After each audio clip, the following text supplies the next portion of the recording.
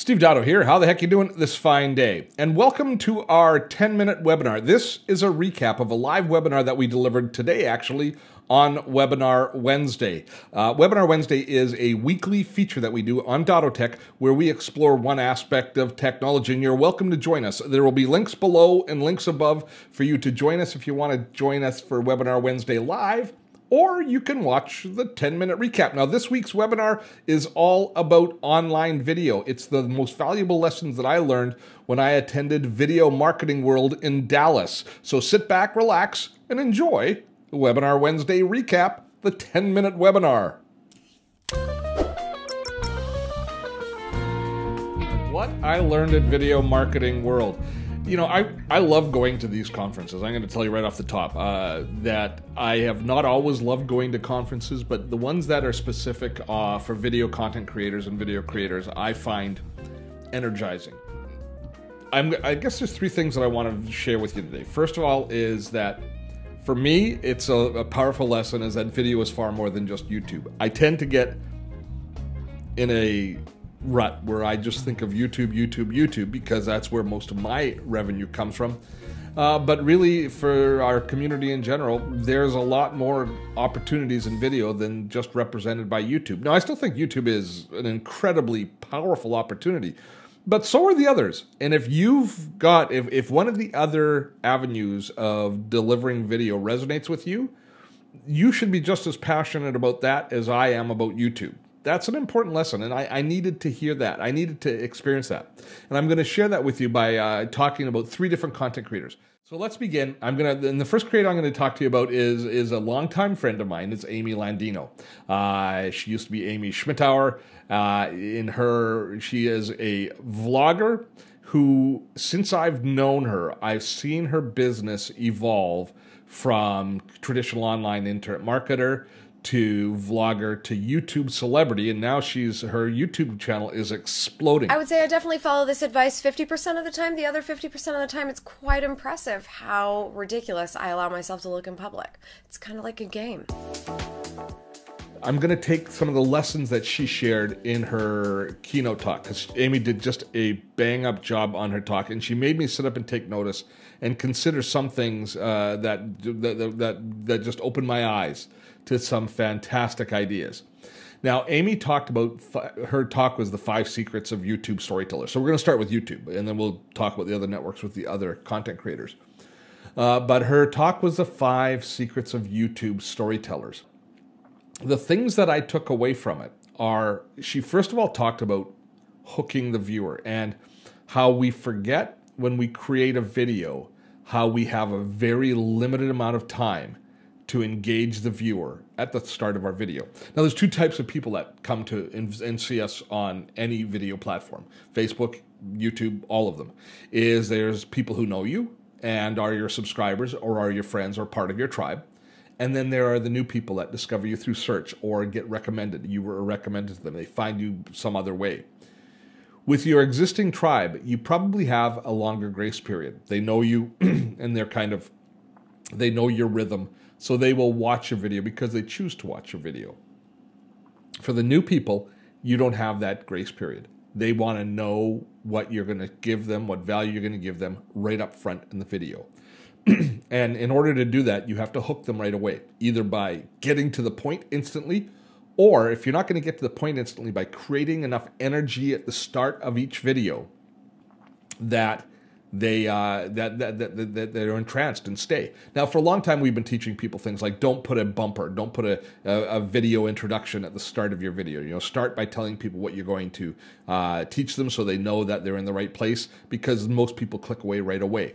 And Amy showed a whole bunch of different techniques around keeping people engaged right off the top by doing rapid jump cuts and posing a question. I mean, obviously, you can just say, today you're going to learn this, which is a great way for people that do videos like I do in order to keep the audience there. But that importance is we give up so much by letting people click away and not recognizing the value. So you basically have to put your best foot forward right at the start.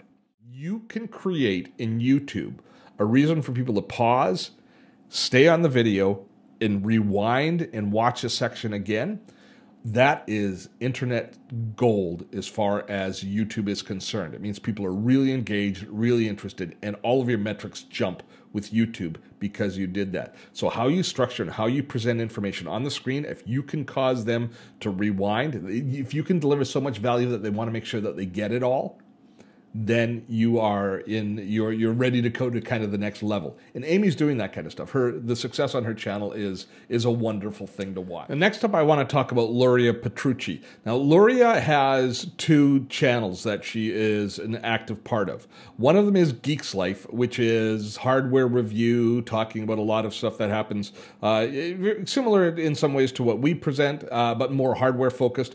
Definitely all of her content is live streaming focused. In fact, we'll see Luria at many of these conferences walking around with a big backpack and live streaming the content, live streaming what's happening at the event to a channel. And so they're awesome live streamers. They understand the technology and all aspects of live streaming. Now in her talk, she talked about why live is so valuable. And we can sometimes miss or forget some of the huge benefits of live done well. Live done poorly is just really a waste of time, but live done well can really create a lot of energy for your enterprise. So the points that she made in her talk, which is a 4-part live video strategy, is the first point she made is that she believes that live streaming has the quickest results, that you can move people through your funnel, you can move people to your product, you can move people to whatever point you're trying to bring them to most quickly through live streaming. And because it's the closest thing to a real conversation. The thing that makes it the most valuable is the fact how quickly it establishes authority and trust. And that's because of the exposure live gives you. And I don't mean exposure as far as reach. I mean exposure as to exposes the person that's delivering the content. You can tell a lot about a person on a live stream by how well they handle adversity, by how secure they are in their content and delivery. You can get even a real good feel for their honesty and their erstwhileness. Is that a word? You can get a real good feel for the measure of the person through the energy that they portray. You'll get a feeling whether or not you like or dislike them. Now, you get that in video for sure, but in video you get to package it up. You get to edit it, remove your mistakes, and make yourself look a little bit better, a little more polished than you perhaps really are. And of course, live streaming for the most part, you and I think about Facebook Live, maybe YouTube Live, but Luria even is thinking much more along the lines of Twitch, which is a platform that I've never paid any attention to. Have you? Have you paid attention to Twitch? It's one that I've never paid attention to. And it really speaks to the color of my beard, because Twitch is far more a younger person's network. But go look at it. See how much is happening on Twitch. Oh my goodness. Even though it might not fit in your world and how you see business, and you have to recognize that the entire generation coming up now, that's from quite young through to, I guess in their 20s and early 30s, they are steeped in this live streaming world of Twitch. I walked away from her talk with greater respect than I'd had in the past for live. That's kind of the lesson that I learned there. And speaking of learning greater respect, I can't believe that I'm actually going to be talking about this, because I've always poo-pooed this platform for video, but Anthony Ambriz got me thinking a lot more about what's happening with LinkedIn video. Now, whenever I see platforms engaging in video, I always look at it with a jaundiced eye. Instagram, IGTV, I talk about it, I celebrate it to a certain extent on the channel because it's what the community wants to know, but I don't really vest in it. I don't really start to produce content for that platform because I don't really believe in the platform for me. And LinkedIn is a platform which I've never engaged in much as a social networker. I'm there by default because you have to have a LinkedIn profile, but it's never a platform that I've really, really embraced.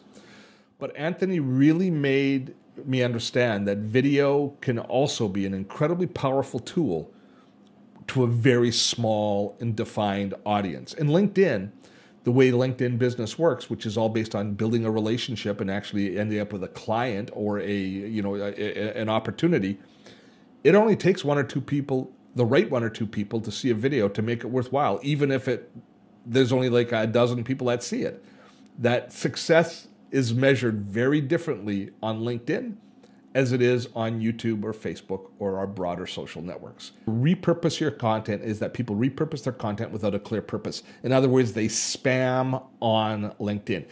Create a video like I create one of my videos for YouTube, and without thinking about how it's going to be portrayed on LinkedIn, without thinking about how I should properly be engaging with my community on LinkedIn, instead I just post it there as an afterthought, which is kind of almost an insult if you think about it to the people who you're posting it to. You're putting it in their feed, and it really, if it's disingenuous with the way that kind of LinkedIn's social norms work, you're kind of a spammer at that point, aren't you? At the world of online video, the lessons that I really came back with that were non-specific to YouTube was first, you've got to create video for your channel. That repurposing video from one channel to another channel is not necessarily the way to go. But creating native video for the channel that you're publishing to is essential. And that comes down to the quality of the content that has the right timbre and the right energy, the right length, the right information density, the right specificity to that channel. But it also comes down to you respecting that channel and respecting your community on that channel. Those are profound points. One size doesn't fit all. One style of video, one type of video doesn't fit for all. And technique really counts. Learning how to more effectively create video for the platform that you're delivering to. If you're vlogging like Amy, finding a way to engage your community, to create a tie to the backside of the video so they stay with the video, so you retain them through the entire video. If you're live streaming, finding a way to manage those conversations and effectively and elegantly make sure that everybody feels engaged with the video because it's a very inclusive environment. Those techniques, those specific techniques rise to the top, as well as just making sure you have the right technology in place to be able to produce elegantly in that environment. All the nuances of live streaming. And for LinkedIn, the technique comes down to talking to an individual as opposed to talking to a group, finding that ideal customer avatar, that one person that you want to reach, or that one small group of people that you want to reach, and speaking in their language in ways that are valuable to them. And there you have a few of the highlights from this week's Webinar Wednesday. I encourage you to look in the description below and join us live for the next Webinar Wednesday. If you have not yet done so, please subscribe to this channel and make sure to ring the notification bell so that you hear when we upload any new videos here at Dottotech. Till next time, I'm Steve Dotto. Have fun storming a castle.